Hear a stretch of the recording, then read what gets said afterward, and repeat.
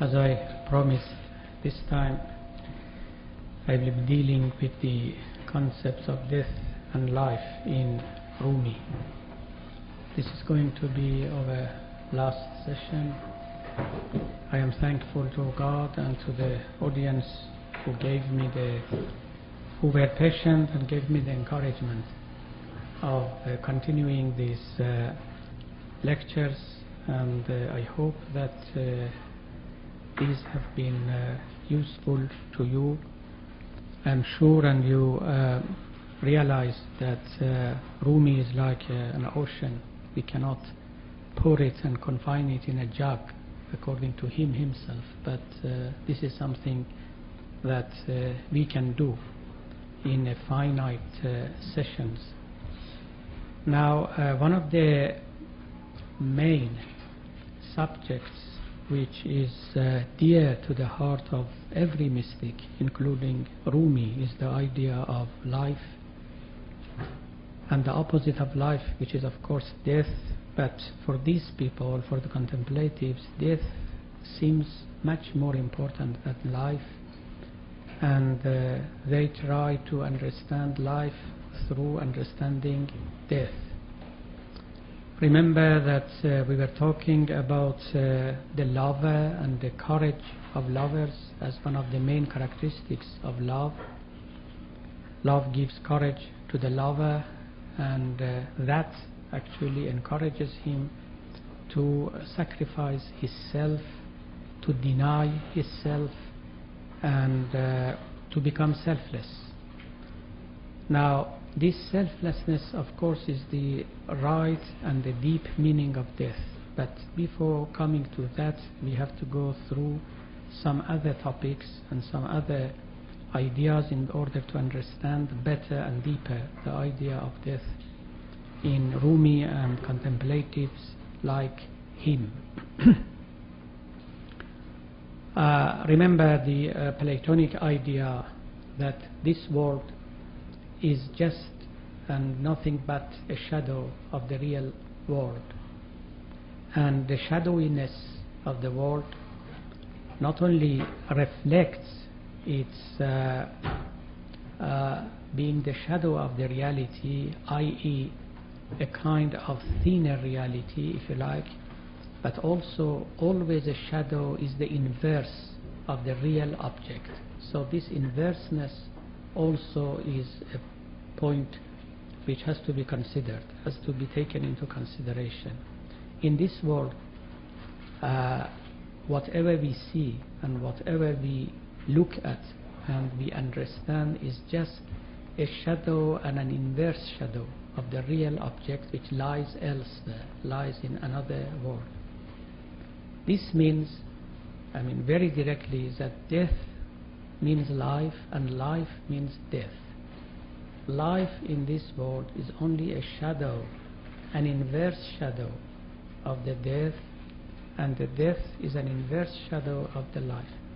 And this is the property of everything else. Joy, the real joy is sorrow, the real sorrow is joy, and other things. So Rumi actually goes on in detail to tell us, in various places of his books, how this world is an inverse shadow of the real world.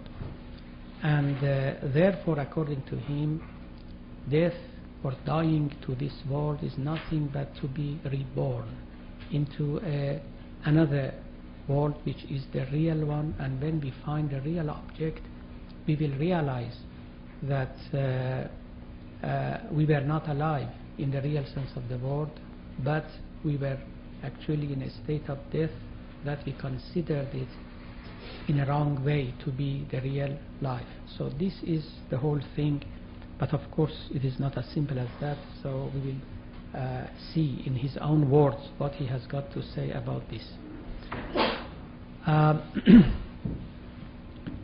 In the natural level of the description, according to Rumi and according to the old or ancient natural science, this material world is there and exists because there is a balance in it between the opposite forces. Now, if one of these opposite forces by chance overcomes other force, so that will be the beginning of the death of this world, the disintegration. Now it is in the state of integration, so to speak, but this integration does not mean that we have got a consistent world. It is a contradictory, it is full of contradiction, it is full of opposites, but these opposites are in a state of reconciliation, if you like, and this is exactly what Rumi says. Zindagani ashti zidde hast. Life is the reconciliation of the opposites. Now there is a balance between the opposite in this world, but the moment that this balance is broken, is disturbed, that will be the beginning of the disintegration of the world and the disintegration of life. So that is his definition of this world. And because of this, actually he tells us that the supernatural world, the unseen world, if you like, is free from contradiction, therefore it is free from death. There will be no death in the real world, in the next life, in the unseen world, because it is not constructed out of opposite forces or contradictory things and entities and so on. So it is a unique, consistent world which is always in peace. There is no dialectical, if you like, oppositions or whatever. So this world, the world of matter, has got two main characteristics: number and opposites. Things in this world are different so that we can enumerate them: 1, 2, 3, 4 and 4. So there is no unity between the things in this world.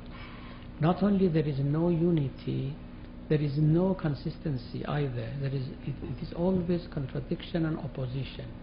So this is the real description, the real definition of this world. When you come to the unseen world, to the next life, first of all, there is a kind of unity between everything.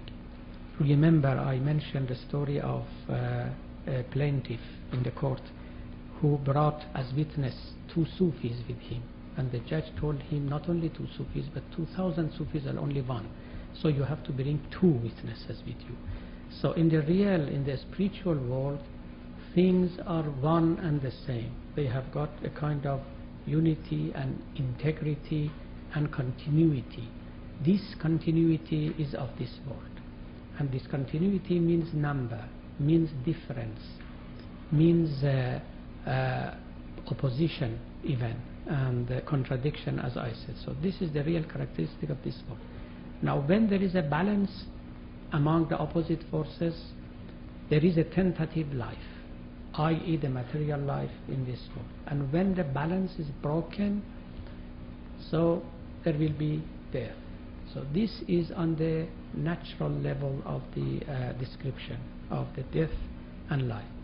Exactly the same applies to our body, our organic body. According to Rumi, and again to ancient biology, there is a kind of compatibility or reconciliation between the opposite forces inside our material body. And when this balance is broken, again the death and the disintegration of the body will ensue, and we will lose our life and the integrity of our body. But of course this is not, this is only so far as the material world and the organic bodies are concerned. Now in the 3rd book, in the book 3 of Masnavi, there is a very long story.